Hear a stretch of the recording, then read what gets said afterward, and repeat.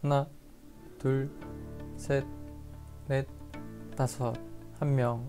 하나, 둘, 셋, 넷, 다섯, 두 명. 2005년 기준으로 10세 미만의 아동이 5초에 한 명씩 굶어 죽어가고 있으며 비타민 A 부족으로 시력을 상실하는 사람은 3분의 1명꼴입니다. 세계 인구의 7분의 1, 8억 5천만 명이 심각한 만성 영양실조 상태에 있습니다. 지구 한편에서는 비만과 음식 쓰레기가 문제인데 왜 다른 한편에서는 기아로 어려움을 겪는 것일까? 미국이 생산할 수 있는 곡물 잠재량만으로도 전 세계 사람들이 먹고 살 수 있고 프랑스 곡물 생산만으로 유럽 전체가 먹고 살 수 있는 시대에 기아는 왜 발생하는 것일까? 저자인 장 지글러는 스위스 제네바 대학 교수이자 UN 인권위원회에서 식량 특별조사관으로 활동했습니다. 덕분에 기아에 대한 전문성을 키울 수 있었습니다. 그리고 우리들이 무엇을 해야 하는지 방향을 제시하고 있습니다. 이미 우리는 다양한 매체들을 통해 팔다리가 삐쩍 마른 아프리카 아이들의 모습을 봐왔습니다. 아프리카만의 문제는 아닙니다. 동남아시아 인구의 18%, 5억 5천만 명, 아프리카 인구의 35%, 1억 7천만 명, 라틴 아메리카와 카리브해 인구의 14%가 굶주리고 있습니다. 총 약 8억 5천만 명인데 숫자로만 따지면 아시아 기아 인구가 가장 많습니다. 그런데 잘 사는 우리들에게는 이런 장면은 끔찍하게 보이기보다는 평범한 일이 됐고 회피하고 싶은 사실이 됐습니다. 정부와 국제기구는 무엇을 하고 있을까요? 아프리카의 여러 국가들 경우 서로 적대적인 군벌들이 대립해서 싸우고 있고 자신들의 권력과 부를 독점하는 데에만 집중하고 있습니다. 국제구호단체의 화물선이 항구에 도착해도 중간에서 무장한 사람들이 자기네 몫을 요구하기 급급합니다. 군벌들이 전투를 벌이는 바람에 국제원조도 받아들이지 못하는 실정입니다. 이러한 세계에 식량을 공평하게 분배하는 것이 부유한 나라나 국제기구의 역할이지만 유감스럽게도 국제기구는 그렇게 전능하지가 않습니다. 부가 넘쳐나는 세계 속에서도 만성적인 자금 부족에 시달리고 있기 때문입니다. 또한 곡물 시장에서 사들일 수 있는 식량도 한정적입니다. 그리고 학교에서도 전쟁보다 더 많은 목숨을 앗아가는 기아에 대해 가르치지 않고 있어서 학생들은 현실과 동떨어진 인간의만을 가지고 졸업하지 구체적인 원인과 끔찍한 결과는 모릅니다. 사람들이 기아의 실태를 아는 것에 대해 부끄럽게 여기기에 기아는 금기시됩니다. 지식 위에 침묵의 외투를 걸치는 것입니다. 기아도 원인에 따라 여러 가지 형태가 있습니다.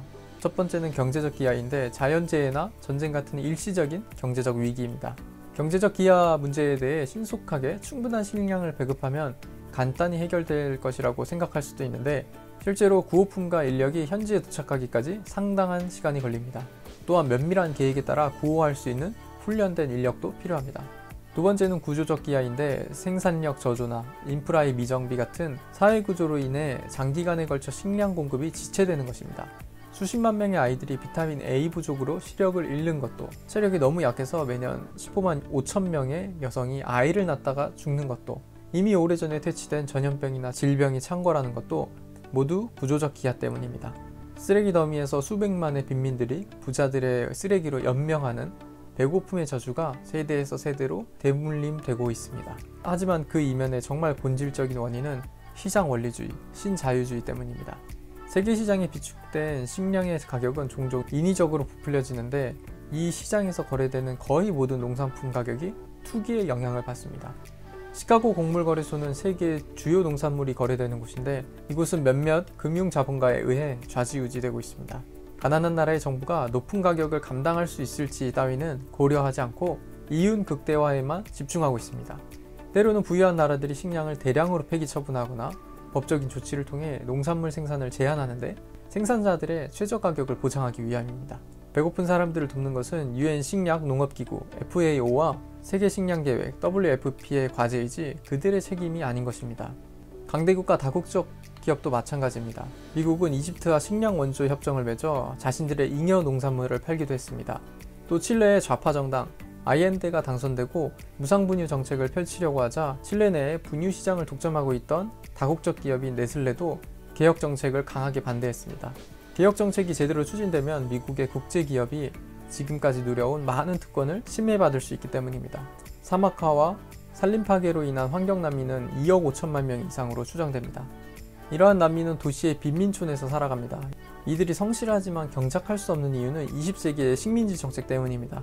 식민지 권력자들은 유럽 시장에서 소비될 작물만을 경작하도록 아프리카 농민에게 강요했습니다.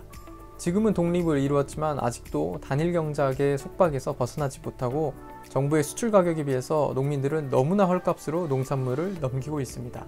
자국의 식량 생산 증진에 관심이 없는 고위 관리들이 식량 수입의 독점권을 가지고 있는 것입니다.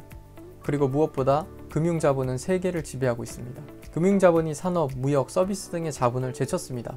어떠한 가치도 창출하지 않는 금융자본인데 세계은행 통계에 따르면 1999년에 금융자본 유통량은 전 세계적으로 생산된 재화와 서비스의 가치보다 63배나 더 많았습니다. 지금은 개인이 국가보다 부유한 시대입니다.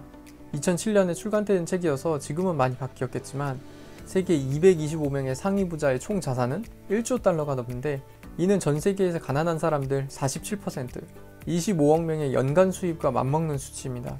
빌 게이츠의 자산은 가난한 미국인 1억 600만 명의 총 자산과 맞먹습니다. 세계 15대 부호들 총 자산은 남아프리카를 제외한 사하라 이남 모든 아프리카 나라들의 국내 총생산을 넘어섭니다. 기아를 근본적으로 해결하기 위해서는 각국이 자급자족 경제를 스스로의 힘으로 이룩해야 합니다. 무엇보다 살인적인 사회구조를 근본적으로 뒤엎어야 합니다. 인간의 얼굴을 버린 채 사회윤리를 벗어난 시장원리주의, 신자유주의, 폭력적인 금융자본 등이 세계를 불평등하고 비참하게 만들기 때문입니다. 자유로운 세계시장에 맡기면 공평한 사회가 실현된다는 시장원리주의, 신자유주의는 분명 문제가 있습니다. 이러한 상황에서 우리는 기아에 의한 생명 파괴를 어떻게 대처해야 할까? 첫 번째는 인도적 지원을 효율화시켜야 되고, 두 번째는 원조보다는 개혁을 시켜야 됩니다. 모든 혁명의 목표는 희생자를 능동적으로 행동하는 자로 역사의식을 지닌 주체로 변화시키는 것입니다. 세 번째로는 인프라 정비, 자본이나 도로, 적당한 종자, 비축 식량, 농경 전문 지식 등 모든 것이 부족한 곳에 인프라를 정비하는 것입니다. 무엇보다 이 모든 조처가 실행되기 위해서는 세계 여론이 동원되어야 하며 현재 경제 지배자들의 각성과 연대의식이 있어야 합니다. 기아에 관한 한 시장의 자율성을 맹신하는 것은 불합리하다 못해 죄악입니다. 장자크 루소는 사회계약론에서 약자와 강자 사이에는 자유가 억압이며 법이 해방이다 라고 했습니다. 시장의 완전한 자유는 억압과 착취와 죽음이고 법칙은 사회정의를 보장합니다. 세계시장은 규범을 필요로 합니다. 그리고 이것은 민중의 집단적인 의지를 통해 마련되어야 합니다. 인간은 다른 사람이 처한 고통에 함께 아파할 수 있는 유일한 생물입니다. 모두가 인간다운 삶을 살고 인간적인 지구를 만들기 위해 한 걸음 더 나아가면 됩니다. 소수가 누리는 자유와 복지의 대가로 다수가 절망하고 배고픈 세계는 존속할 희망과 의미가 없는 폭력적이고 불합리한 세계입니다. 과연 희망은 어디 있을까? 희망은 천천히 변화하는 공공의식에 있으며 다른 사람의 아픔을 내 아픔으로 느낄 줄 아는 인간의식 변화에 있습니다. 그리고 이것을 파블로 네루다는 이렇게 표현했습니다. 그들은 모든 꽃들을 꺾어버릴 수는 있지만 결코 봄을 지배할 수는 없을 것이다.